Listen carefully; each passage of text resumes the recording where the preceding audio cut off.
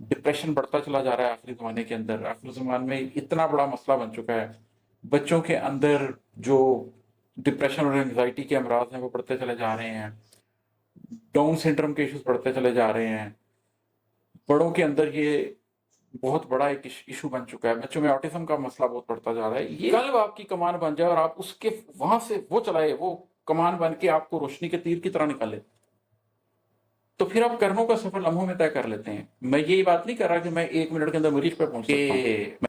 मूसा अलैहिस्सलाम को खिज़र मिले दो दरियाओं के संगम पर, एक चट्टान के ऊपर बैठे हुए। दो दरिया क्या है? River of internal knowledge and river of external knowledge. बिस्मिल्लाहिर्रहमानिर्रहीम। एक और गज़ल है, उसके अशार आपसे डिस्कस करता हूँ कि इसमें क्या कहा है मैंने। हम ख्याली निस्फ हल था, मसला गंभीर था, साथ चलना साथ रहना पाँव को जंजीर था।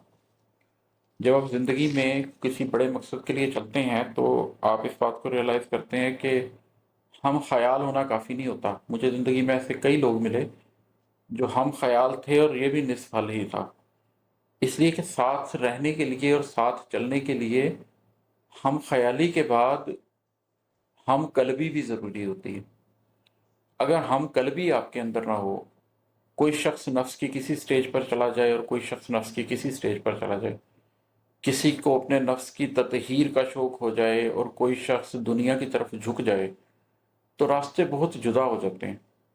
जैसे कुरान पाक में एक आयत है कि अल्लाह तबारक व तआला ने फरमाया कि अ, एक आलम के बारे में कि उस शख्स की मिसाल तो ऐसे है कि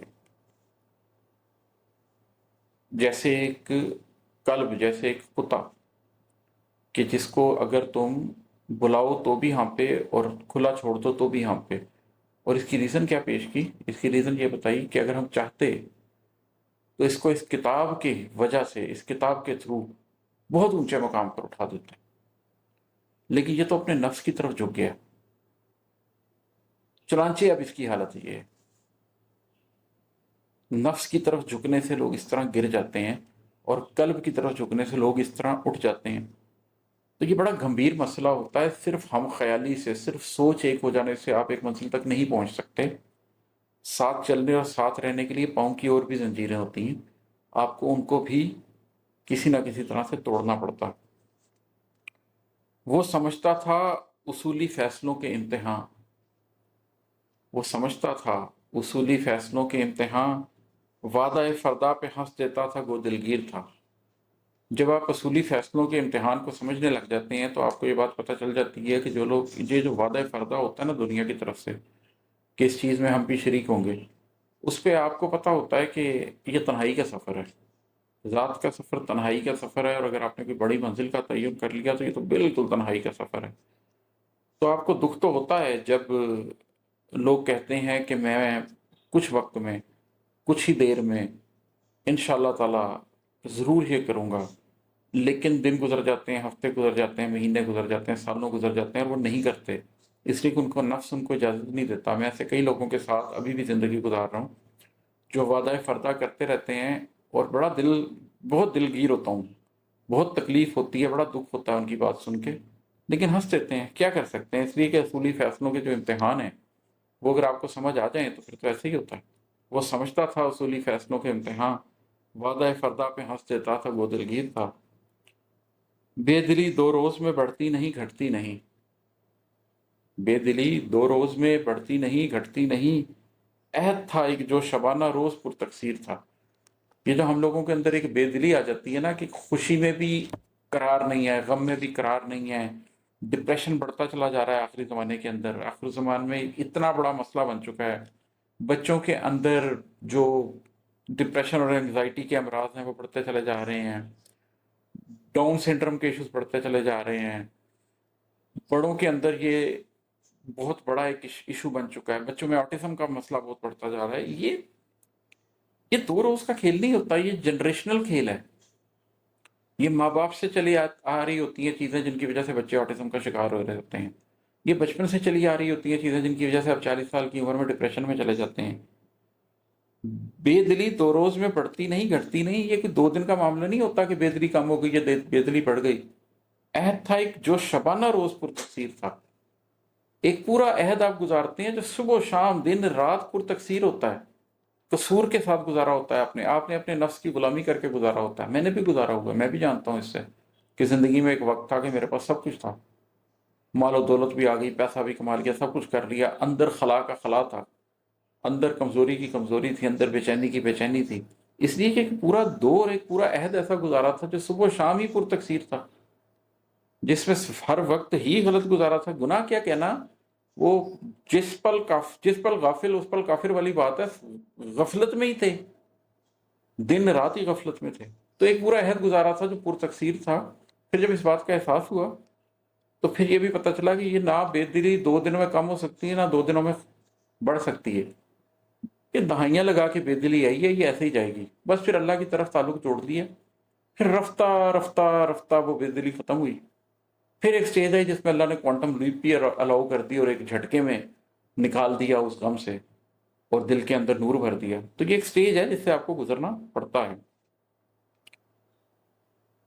اچھا، ابھی میں نے بات کی کہ پھر ایک ٹائم آتا ہے جس کے اندر ایک دم کوانٹم لیپ بھی لگ جاتی ہے. تو خاک سے اگلے شعر پہ نظر پڑی تو وہی ہے، میں نے کرنوں کا سفر لمحوں میں کیسے طے کیا، میں نے کرنوں کا سفر لمحوں میں کیسے طے کیا، قلب تھا میری کماں میں روشنی کا تیر تھا. میں بار بار اس بات کو کہتا ہوں کہ قلب ایک عضو روحانی ہے، اور قلب کی حیثیت یہ ہے کہ اللہ نہ آسمانوں میں سما سکتا ہے نہ زمینوں میں، لیکن اللہ قلب مومن میں سما جاتا ہے.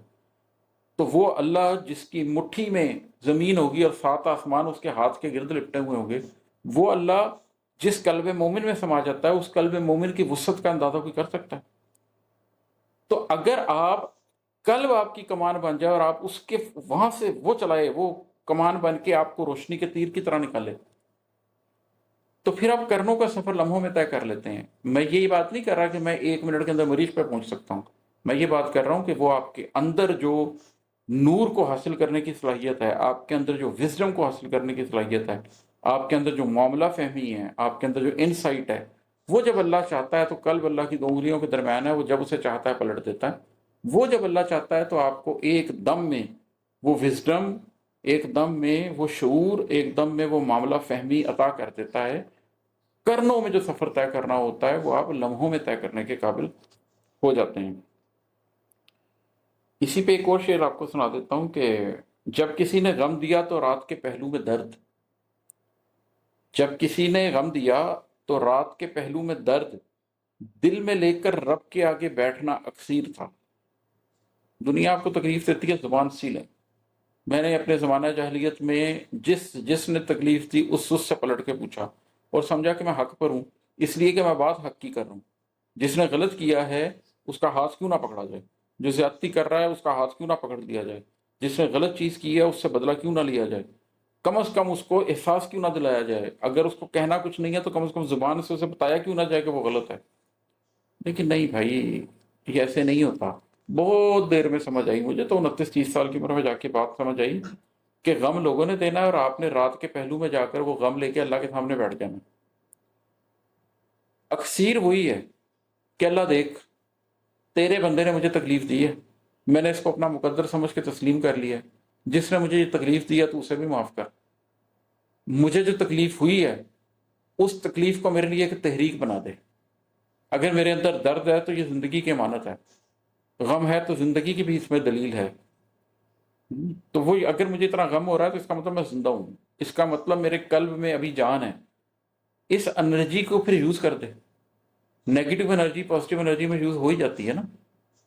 بجلی نیگیٹو انرجی نہیں ہے، کیسے ہم اس کو استعمال کرتے ہیں پازیٹیو چیزوں کے لیے. تو آپ کے قلب سے جب درد کی تحریک اٹھے تو اس درد کی تحریک کو، اس غم کی تحریک کو آپ استعمال کرتے ہیں، رب کے آگے لے کے بیٹھتے ہیں، وہ اکسیر بن جاتی ہے آپ کے لیے. اس توانائی سے آپ نہ جانے پھر کیا کیا حاصل کر لیتے ہیں. روشنی کھوئی کبھی تو 2 قدم دشوار تھے، قلب روشن تھا تو 2 عالم میری جاگیر تھا.